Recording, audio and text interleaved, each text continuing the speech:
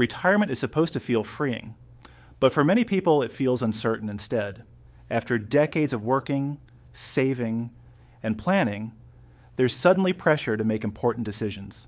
Time feels more valuable, mistakes feel more costly, and the information online feels endless. You watch one video, then another, and instead of feeling clearer, you feel more unsure. That's not because you're incapable. It's because retirement was never designed to be self-taught through scattered information. There's no clear step-by-step roadmap, no structured explanation of how Social Security, taxes, retirement accounts, risk, and legacy planning all connect. Let me ask you something. Do you understand how Social Security interacts with your taxes and how that affects your overall retirement income? Do you know how your required minimum distributions could impact your future tax bracket? Have you considered whether a Roth conversion strategy fits into your long-term tax plan?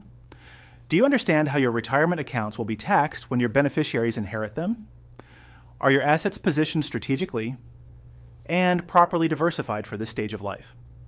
Does your retirement plan align with your goals and adjust as financial conditions and opportunities change? And most importantly, are you following a clear strategy or simply making decisions as situations arise? Retirement is not just about resting. It's about making confident decisions so you can truly rest. It's not about reacting to information. It's about understanding your options before choosing one. That is the purpose of this channel.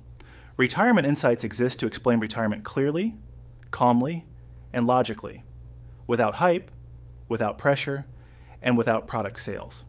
Because clarity creates confidence.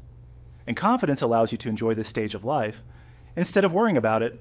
If you want retirement to make sense, not feel overwhelming, you're in the right place.